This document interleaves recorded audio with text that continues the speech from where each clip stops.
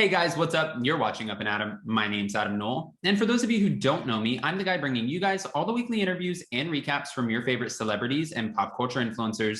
Now, of course, today is no different. Today, we're back to talk about Garcelle Beauvais, how she's feeling about Lisa Rinna, finally confronting Lisa about her behavior. And Lisa's response is, bitch, please. Oh, okay. We're going to jump into all of that. But before we do, if you haven't already, go ahead, smash that like button, subscribe to my channel, and hit that notification bell. Because, well, you don't want to miss anything we have coming up. Now, with that, let's jump right in. It's time for all your binge-worthy pop culture news. Welcome to Up and Adam.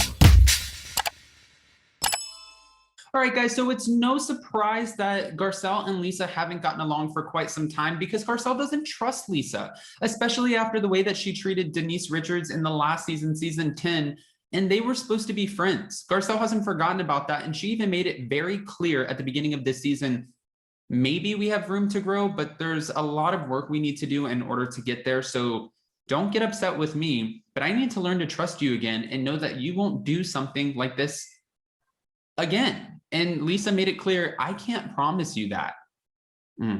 Well, Garcelle did point out a noticeable divide within the group. At least that's how she's feeling. And we're seeing in a preview clip for next week's episode where Garcelle sits down with Lisa and she lets her know, I feel like you don't have my back. I feel like it's you, Erica, Kyle Richards, and Dorit over here on one side, and it's me, Sutton, and Crystal Kung Minkoff over here kind of left out. When she said this, you would think that Lisa Rinna would be a little bit more understanding, because I feel like we can all sort of see this divide. And if I'm wrong, go ahead and comment below. Let me know that I'm wrong. But I kind of see the divide too, just to be fair. And I think this divide started when this whole Girardi scandal came out, because there was this pack of women who were sticking up for Erica. And then on the other side, Garcelle, Sutton, and Crystal kind of had their questions. Now, Crystal was the least of the worries because she hasn't been as vocal as the other two women. And Dorit had a few questions too, but somehow she sort of slid back into the Fox Force 5. I don't really know how. But again, when Garcelle questioned Lisa Rinna came off like she was a little condescending, a little sarcastic. And she's like, oh, I really don't feel that way. It was almost like it reminded you, it took you back to that moment where she's looking at Denise Richards in the face and she goes, oof, you're so angry. Lisa Rinna, when are we going to learn? And in this clip, we see where Garcelle is questioning Lisa Rinna for the fact that she hasn't stood up for her in any capacity. Even when at Rinna Beauty, Garcelle was labeled as a bully by Dorit because Dorit's calling her out for all of the things that the women have already shared.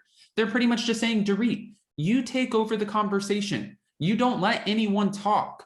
You command, if we're filming for 8 hours, you're commanding 6 of those hours.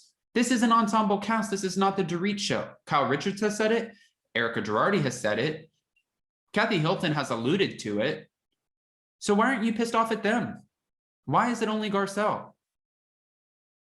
I don't know if Garcelle would be the one I would want to go after, because Garcelle really holds her own. It keeps going. When Garcelle confronted Lisa with this, Lisa just simply replied, I didn't feel like it wasn't my place to say anything. She said, my loyalty is to the truth and how I see the truth. And what Dorit is saying, I don't disagree with. She was pretty much saying, I heard the jabs, and yet you want me to step in and fight your battles? This is where she said, bitch, please. Lisa Rinna, where is your loyalty? If I had a secret and I didn't want it to get out there, I would not be sharing it with Lisa Rinna. And from what Kim Richards says, when she mentioned the husband, Harry Hamlin, and she had such a huge reaction, she received such a big reaction from Lisa Rinna, I feel like there might be potentially something more here that Lisa may or may not want to have out there. And if there is, why? I don't understand. Like, why wouldn't you just be Switzerland over here? And she, even though she's acting like it, it's coming off in a very condescending way. And then when you do your confessional and you say, be please, do you see where this isn't adding up for me? But hold on, it keeps going. Now, when Garcelle again is confronting Lisa with all of this, Lisa did come back with, you know, you only said thank you for the birthday cake at my house in that moment. And also the hot sauce that Harry gave you, you said thank you then, but I never once received a text after. You didn't call me and say thank you again. How many times are you supposed to thank somebody for a damn birthday cake or hot sauce? Is this etiquette that I don't know? Are you supposed to reach out to them again and be like, oh, you know, I thanked you in that moment, but I also just wanted to reiterate that I am so thankful for you. You guys are taking baby steps. You're not making strides. She thanked you. Am I wrong? Am I missing something here? Or is Lisa Rinna kind of deflecting like, oh, well, you're saying I did this, but you also only thanked me once for a birthday cake. Only in that moment. You didn't thank me again. So I think we should both agree that we can both do better. What the hell? All right. Well, Garcelle, this was not the only thing that she was talking about. She was also asked what her feelings are on who should join the cast next season. Some of the people who were in question, well, one was Kris Jenner and the second one was Lisa Vanderpump. She had opinions. This is what she said. When it came to the question as to whether or not Kris Jenner would ever join the Real Housewives of Beverly Hills, she said, I would never say never, but honestly, I couldn't see Kris doing it. But then again, I never would have saw Kathy Hilton doing it. She said, I could get along with Kris Jenner. Over the years I've seen her, she's opinionated and she's been in the business for forever. If she did decide to join, Garcelle would welcome her with open arms. She thinks that she would be amazing for the show. Let's all remember though, the Kardashian family, they are commanding so much more money than what these women are getting paid on the Real Housewives of Beverly Hills. And they just signed a huge, huge deal with Hulu. So Keeping Up with the Kardashians has left E after a $100 million deal, and they fulfilled that deal. But now, after 20 seasons, they are moving their show and probably revamping it, a new production company, a brand new deal, and a brand new streaming service. Yeah, they don't need a $600,000 paycheck for their time when they're getting paid millions for their time. So when she says, I can't see Kris Jenner ever joining the show, I don't think she's wrong on that one. But the other person was LVP. When it came to the question of LVP, she said, I know the fans would love to see Lisa, but I don't know her. I think she'd be great for the show and bring great energy. She's not wrong. We all know LVP and we know that she is amazing on the show and we've missed her ever since she left the show. Mind you, the way that she was treated after her mom passed and her brother passed and how she exited, the way that the women were going in on her, I wouldn't rejoin the show either. She doesn't need to. She's successful. She's beautiful. She has multiple businesses. She has another show on the network. She also had, you know, overserved on E. And then not only that, she has Vanderpump Dogs and that has a whole show itself. Those were 3 different shows.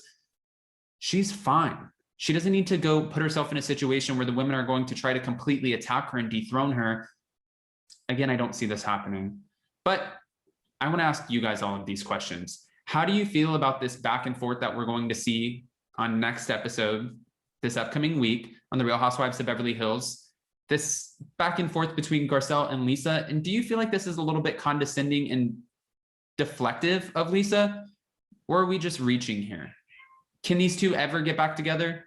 That's probably the biggest question mark hanging over all of our heads.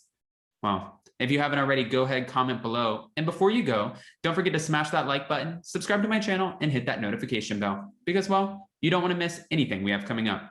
And also, guys, don't forget, we're going live today to talk about the Bravo hot topics, whether it's Potomac, New Jersey, Salt Lake City, Beverly Hills. We're going live with Jason because he's relaunching his new channel, Down with Jason. We have a few special guests. I'm excited to welcome everyone. It will be at 4 p.m. Eastern Standard Time. If you guys are around, I hope to see you then.